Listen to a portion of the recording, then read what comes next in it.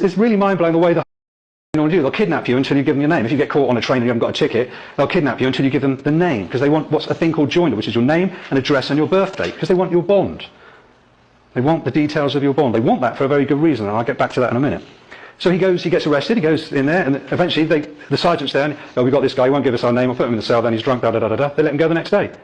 Yeah, but the point is that they let him go. The reason, here's another one, it's really mind-blowing the way the whole stitch-up goes, is that bond that was created at your birth, there's a thing, it's a fancy French word, it says c'est que vie, which means for the benefit of another. It was something that was created after the Great Fire of London, when they were trying to find out all the dead people, all those people that were missing and all the other stuff. But on one side, but on the other side, they were trying to raise a new form of currency, of credit, because remember these guys, these Templars had done it before. How do you think they financed those big, nice Gothic cathedrals and all the rest of that with their money lending, international banking scams and all that? But that's another history. But in 1666, after the Fire of London, they created a c'est que vie trust. The way they work it in terms of the occult side, they say, okay, you're born, you're created by the divine, and therefore you inherit the earth. And you inherit in abundance. If you can go on the internet, you can check it out. If we lived in the whole planet, 7 billion people lived in the same population density as Paris, we'd take up less than half the size of Texas. All the rest of that space on the planet would be left there. That would be it. It'd probably be crowded and horrible and all the rest of it, but that's about it. So you inherit, if you want to work it out, I took the time and trouble to do it actually. If you looked at it, you can do it online, work out all the nice, arable, usable land, not the desert this guy was trying to claim, but that's there now, divided by 7 billion people. Each one individual gets 4 areas the size of Twickenham rugby field. All right, and that's good. That's your birthright. Exactly. That's 4 Twickenham-sized bits of dirt. That's your birthright. But of course, your mother registered you, so they take that asset, don't they, off you? That's your birthright. It's taken from you straight away. But what they do is they monetize it because they monetize you and that asset. And that asset is supposedly, from some researchers, I can't confirm it, but I know there's one lady that came here. She actually managed to find it around about £2 million. So you've got an account that you don't know anything about that's worth about £2 million in today's money. And what happens is this. When your electricity bill comes through, there's like a little check thing at the bottom, isn't there? It looks like an old-fashioned check, and it's got like 3 banks on it. Santander, National Westminster, or something like that. And it says take it to a post office, fill it out and stamp it and all the other stuff. Okay, here's a little secret for those who aren't hoodwinked. Every debt that you incur with a corporation is zeroed, or settled, because remember it's not real money, it's credit, in 90 days. So any registered company that have got joinder, your name and address and your birthday, can apply to the Crown and settle that debt. And what they do, and this is what's financing the corporate takeover of the planet, is they get their bills paid for twice. They get it paid by the corporation, because corporations can print their own promissory notes, or bills of exchange and negotiable instruments. But what they do is they get it from the second way of funding, which is the money they put into circulation, which is your sweat equity. So they get paid from your bond account, which you don't know anything about, and they get paid by the money that you've had to go and work for, and you pay that bill off, so they get paid twice. And corporations, that's what they do. And the guys that are high up in the financial aspects of those corporations know this stuff. I've dealt with them.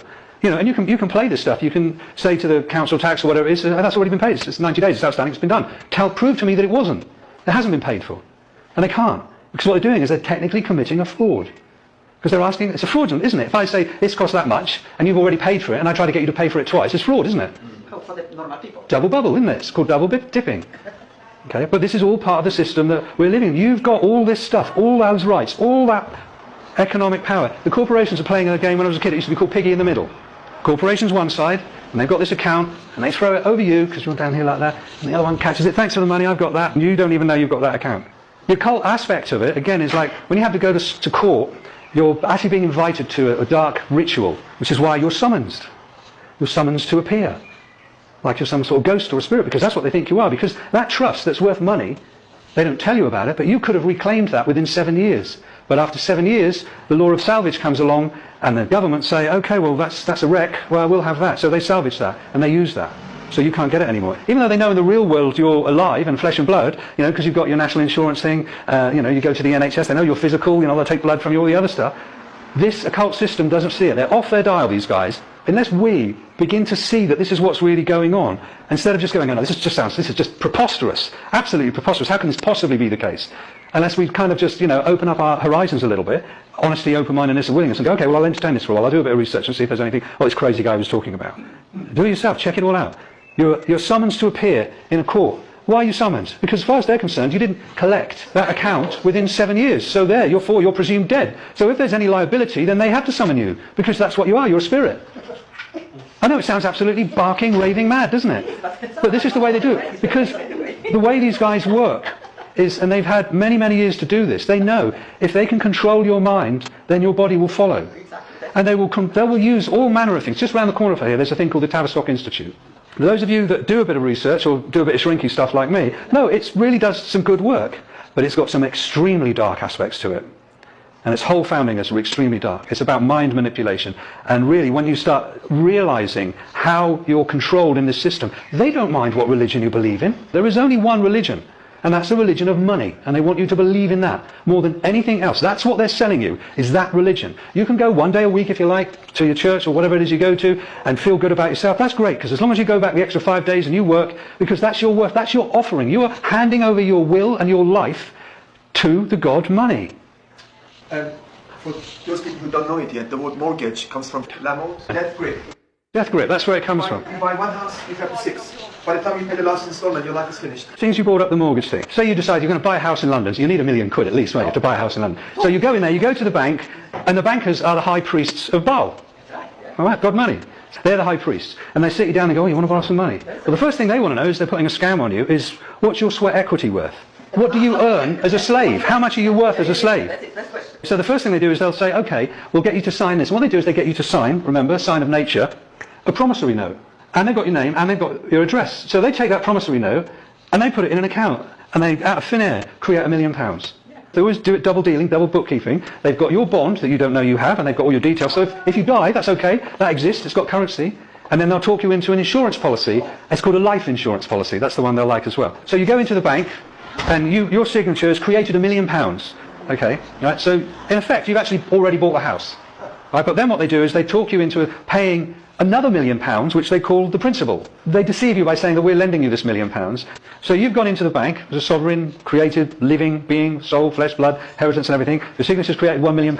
They've got an undertaking from you now to work for the rest of your life to create another £1 million, and they're going to charge you interest on that as well. So you've created £2 million plus whatever interest they want to put on the top of that. What have the bank risked? A big fat zero. But then that's the religion, isn't it? Because they get you to go out there. You are handing over something of value on a daily basis. When you clock in or you go to work, you're giving the most valuable thing that you've got, your time, your life. That's you paying homage to their God. Okay, you can go one day a week somewhere else and believe that you're doing something else.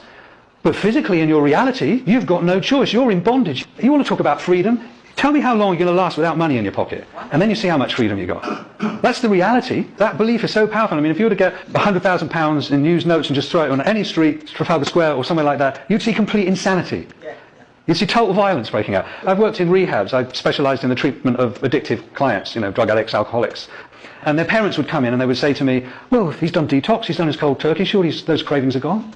You know, he's not physically addicted to it anymore. I said, no. And they look at me like this. I said, no, it's a psychological addiction is the most important thing. I said, they're addicted to a mood and mind-altering substance. And they said, well, we don't understand, you know, as long as he doesn't drink anymore, as long as he doesn't do any more heroin, he'll be fine. You know, that's what changes his mood and his mind. And I say, okay, here's a table. I'll put a wee baggie of smack, some brown on the corner there, a bit of coke, a bit of marijuana, a bit of nice grass, a nice sticky bud, say, something like that would be nice. Some bottles of Moet Chandon, eh? Some Nuit Saint-Georges, a few bottles of Rioja. All right, if you want, a couple of tins of Tennent's. Or special brew. What would you like? And they go, oh no, we're not really interested in anything else. I'll tell you what, I'll put £5 in used 20s. Oh, that'd be nice. How would that make you feel? And they go, oh yeah, that makes me feel great. I say, okay, all these other substances, if you imbibe them, there's a chemical reason that's going to change. This printed paper is going to make you happy. It's going to change your mood and your mind. Watch them on the game shows when they win something.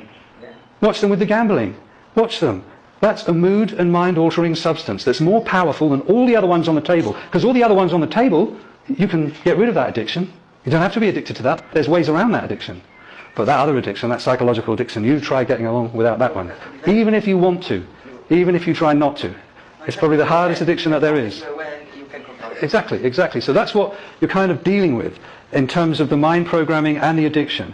Now it sounds really dark and gloomy and all the rest of it, but there is a solution, and really the solution is always been there. And this is probably why it's going to sound a bit cheesy and corny, that the solution is a thing called a spiritual program. Is to reclaim your soul, your sense of value, your sense of worth. You know, and there are plenty of spiritual programs out there that don't demand you give them shed loads of money and all the other stuff. In fact, if you want to find the genuine ones, they'll be the ones that won't be wanting the money from you, because they'll be on that spiritual program themselves. And there will be one out there, if you really want it, that will fit itself perfectly to what you are. I know one. Yeah, well, there's one that will suit you. There's one that suits everybody here. But what you have to do, and this was the one that got me when I worked in rehabs. The reluctance that people would have to pray. There's a meaning in this word pray. It's because part of our social program is we have I'm going to get a bit shrinky